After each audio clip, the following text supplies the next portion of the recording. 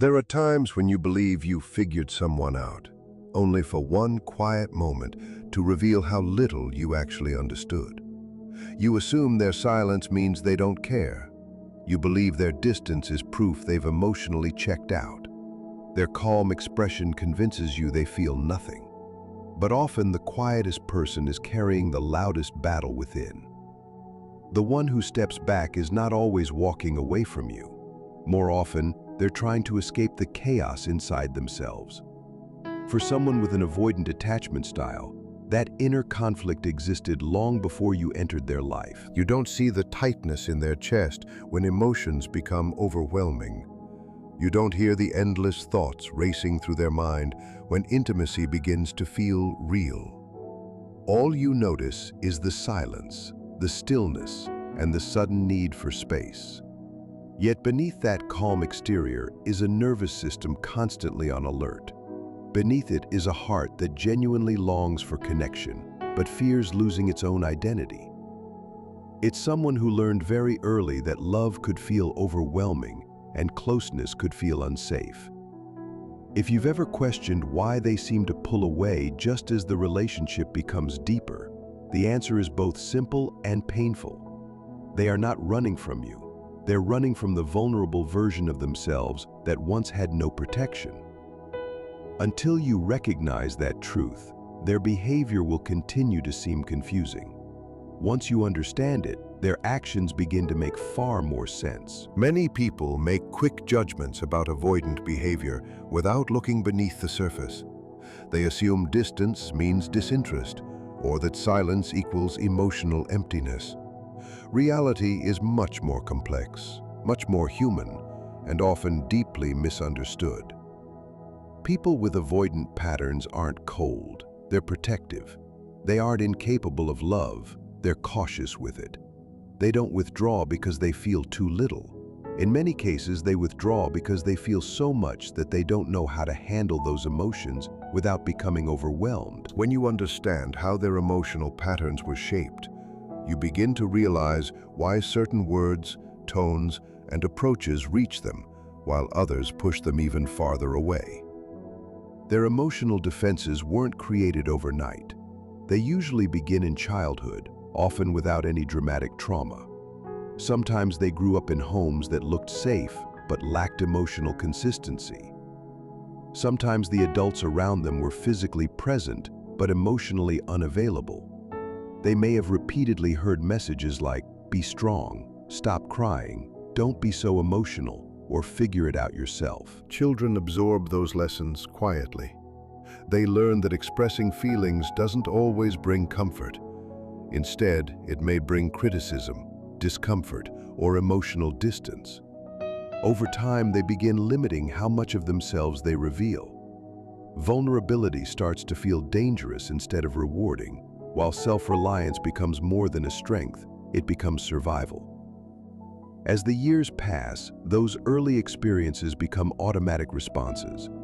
By adulthood, independence feels like the safest place they know. It becomes their shield and the way they protect themselves.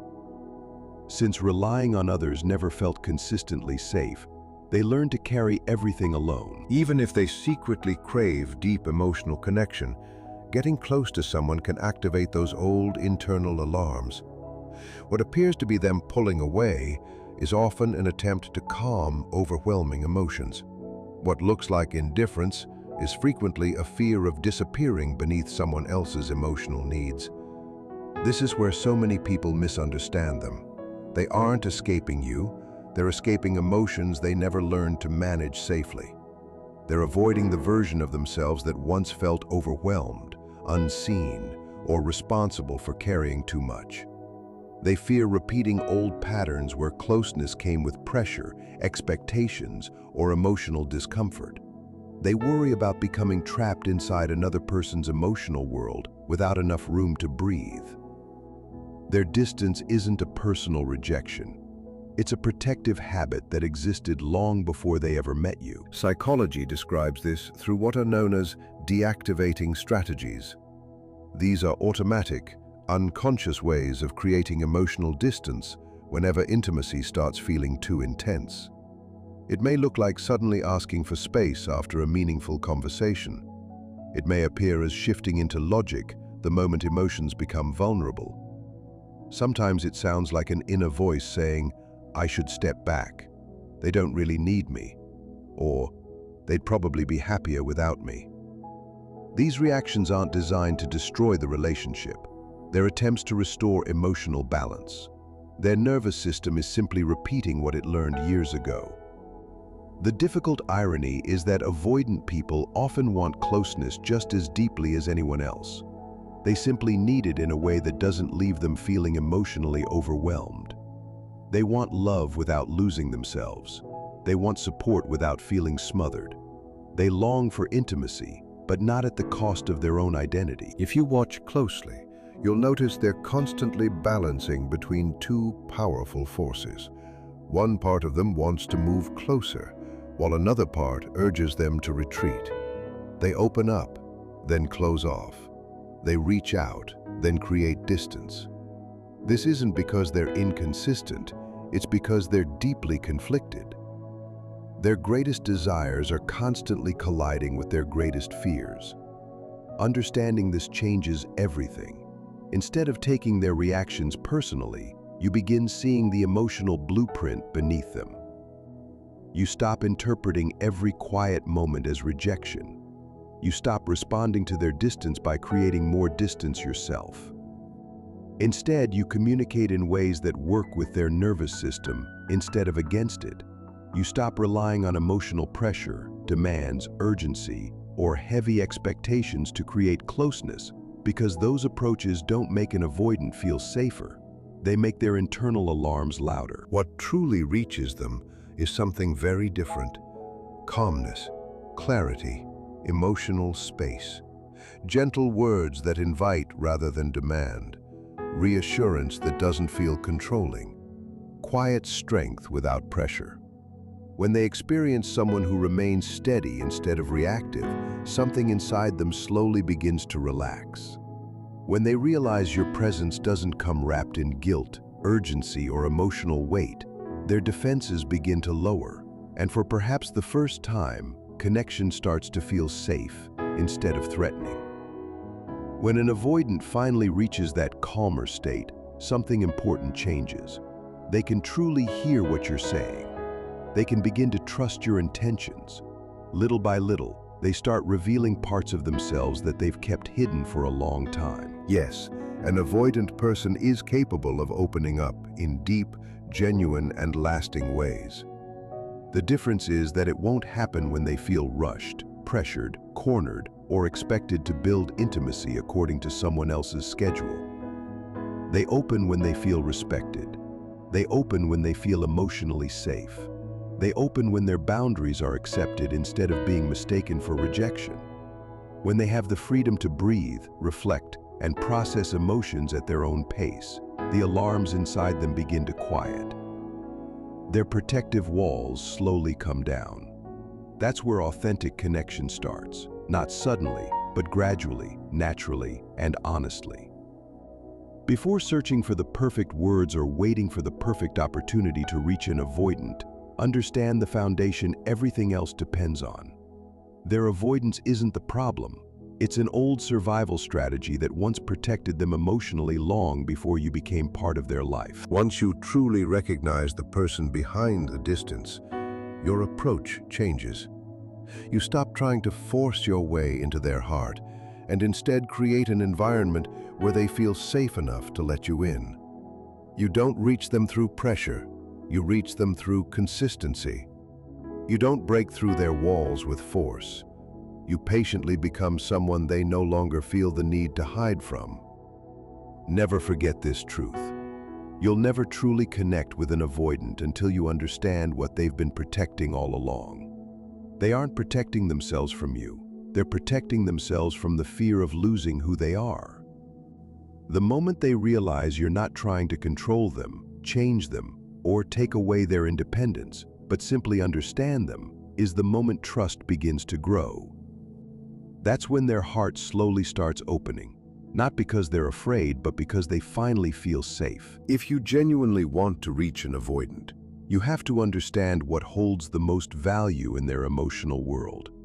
It's not grand displays of affection, it's not emotional intensity, and it's certainly not dramatic conversations designed to create instant closeness. What they respond to most is emotional safety. The kind of safety that respects their personal space, doesn't overwhelm them, and doesn't expect intimacy before they're ready. Many people completely misunderstand this. They believe stronger relationships come from expressing more emotion, asking for more reassurance, sharing more vulnerability, or having endless conversations about feelings. But with an avoidant, increasing emotional pressure usually has the opposite effect. The harder you push, the farther they retreat. Not because they don't care, but because their nervous system interprets emotional pressure as a threat, even when your intentions are loving. At the center of emotional safety is one simple need. They must feel they can remain themselves while being close to someone else. Think about that for a moment. Their greatest fear isn't intimacy itself. It's losing their identity inside it. They worry that closeness will require sacrificing their freedom, independence, peace of mind, personal boundaries, or sense of control. The instant they sense emotional pressure, old survival patterns automatically take over. They withdraw, they create distance. Sometimes they shut down completely. They're not trying to escape you. They're trying to escape the feeling of emotional obligation. This is where many relationships become stuck.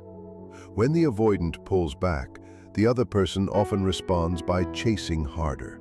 They ask more questions, push for more conversations, seek more reassurance, or try desperately to solve the problem. What feels like healthy communication to one person can feel like emotional overload to an avoidant. One partner reaches forward, the other steps back. One asks for more closeness, the other needs more room. It's easy to mistake this for a lack of feelings, but that's rarely the truth.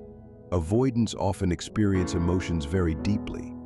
The challenge isn't feeling, it's processing emotional intensity without becoming overwhelmed. That's why the way you communicate Matters more than you may realize. Avoidants don't simply hear your words. They're constantly listening for signs of safety. They're asking themselves whether they'll be pressured, trapped, overwhelmed, or expected to meet emotional demands they don't feel prepared for. The most meaningful things you can say are the ones that reduce pressure, respect their autonomy, and give them permission to move at a pace they can genuinely handle. What they need isn't distance from love. They need distance from urgency. This doesn't mean walking on eggshells or ignoring your own needs. It means understanding how their nervous system experiences emotional moment. You're not speaking to their defenses, you're speaking beyond them. That requires calmness, clarity, and emotional steadiness. A tone that doesn't chase, doesn't escalate, and doesn't force closeness. When you consistently bring that kind of energy, something remarkable happens. They stop preparing for emotional conflict. They stop expecting guilt, disappointment, or overwhelming demands. Their body relaxes. And when they finally relax, they begin showing up as their real selves. Avoidants aren't incapable of deep connection.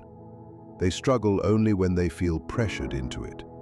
Remove the pressure, and you make room for the part of them that has always wanted closeness. It may seem backwards, but it's often true.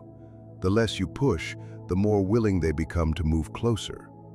The less you demand, the more freely they give. The less you chase, the more naturally they choose to stay. Because emotional safety unlocks what emotional pressure never can. That doesn't mean staying silent or pretending you don't have needs. It means expressing your feelings calmly, without expecting immediate emotional responses. It means allowing silence without assuming rejection. It means managing your own emotions so they don't feel responsible for carrying them. When you consistently show up this way, you become something many avoidants have rarely experienced: a place of peace. A relationship where they don't have to hide. A space where emotions don't feel dangerous. a connection where taking things slowly isn't criticized or punished. This is where lasting change begins. Avoidants don't open because they're forced. They open because they feel emotionally secure. They don't respond to pressure. They respond to presence. They don't become vulnerable because someone asks them to. They become vulnerable because they finally feel safe enough to choose it themselves. That safety isn't created through dramatic declarations or grand romantic gestures. It's built through countless small moments that quietly communicate, "I'm here, and I'm not going to overwhelm you." It says, "You can be yourself with me." It says, "Being close to me won't cost you your freedom." When your words carry that quiet confidence and emotional stability, they stop sounding like demands their nervous system has to defend against. Instead, they become signs of safety. Those are the signals that allow an avoidant to soften, breathe more deeply, and slowly move toward connection.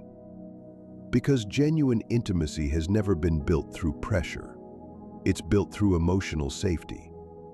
That's the language an avoidant hears more clearly than any other. Create that safety consistently, and they'll meet you in ways that force, persuasion, and pressure never could. Now, when people talk about 3 words that can affect an avoidant even more deeply than "I love you," they aren't talking about a secret trick or magical phrase. They're talking about psychology, attachment patterns, and the hidden fears that shape an avoidant's emotional world. For many avoidants, hearing "I love you" can sometimes feel unexpectedly heavy. Instead of comfort, it may carry the weight of expectation. It can sound like the beginning of emotional obligations or the fear of losing their independence. When someone has spent years connecting love with the possibility of losing themselves, even beautiful words can awaken anxiety. So the real question isn't what sounds the most romantic.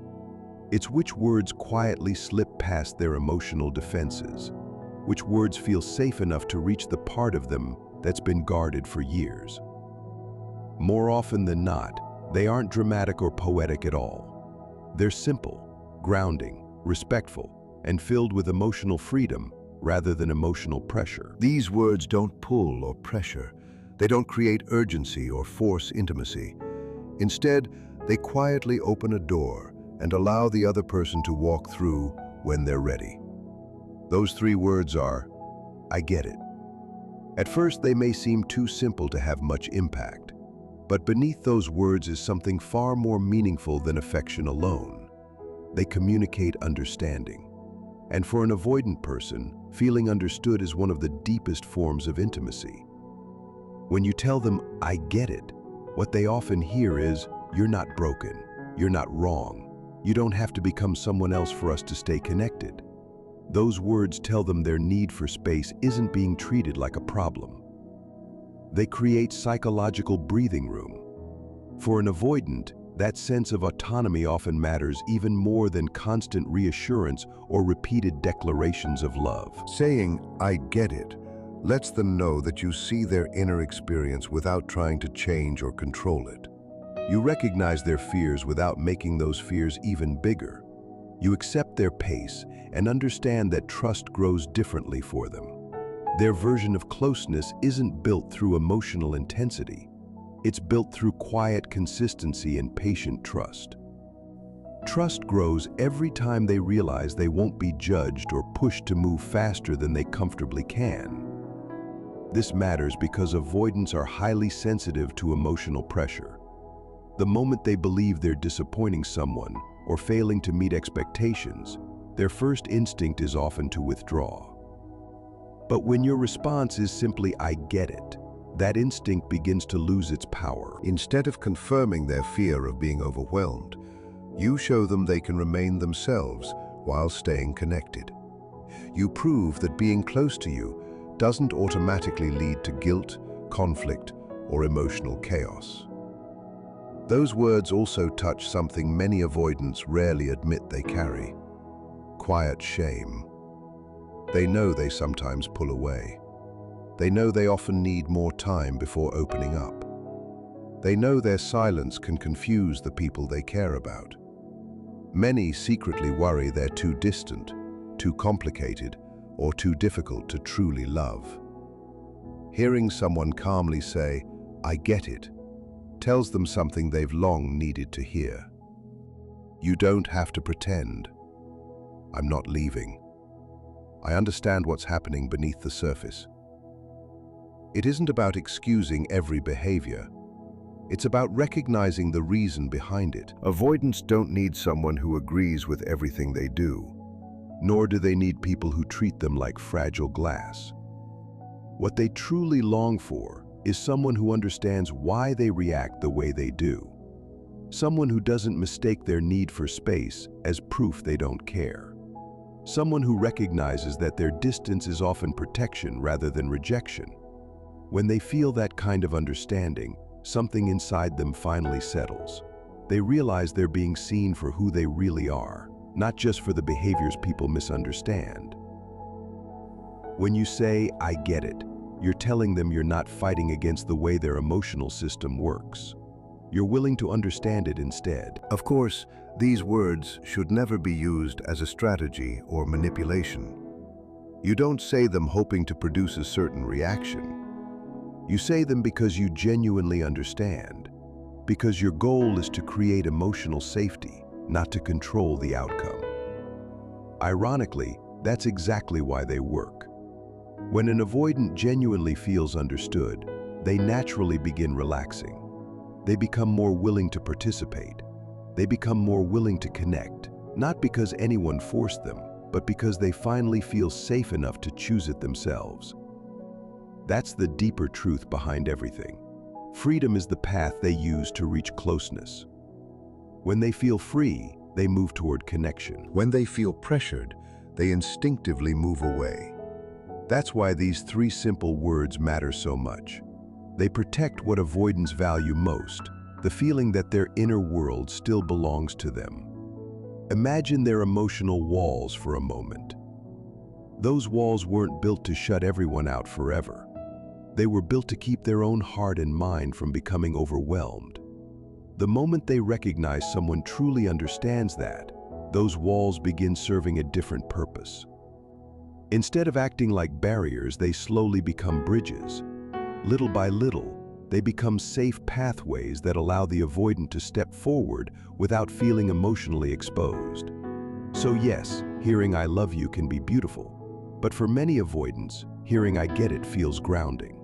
It calms their nervous system. It softens their fear. It reaches the part of them that spent years carrying the responsibility of protecting itself. It reminds them they don't have to sacrifice who they are in order to stay close to someone else. If there's one lesson worth remembering, it's this. Understanding is the language many avoidants hear most clearly. Those three gentle words don't simply comfort them for a moment. They begin changing the entire relationship. Once an avoidant feels genuinely understood, the constant battle between wanting intimacy and fearing it begins to quiet. The fear doesn't disappear overnight, but it loses some of its strength, and as it softens, their behavior gradually changes. They begin showing up in ways they couldn't before. Not because you demanded anything, but because the emotional pressure that once made connection feel unsafe has finally been removed. Think about someone who spent years believing their emotions were too much. Someone who learned early that vulnerability created conflict. Someone who discovered that having space felt safer than depending on other people. If life teaches you that closeness leads to overwhelm, distancing yourself eventually becomes automatic. Not because you don't care, because your nervous system believes it's protecting you.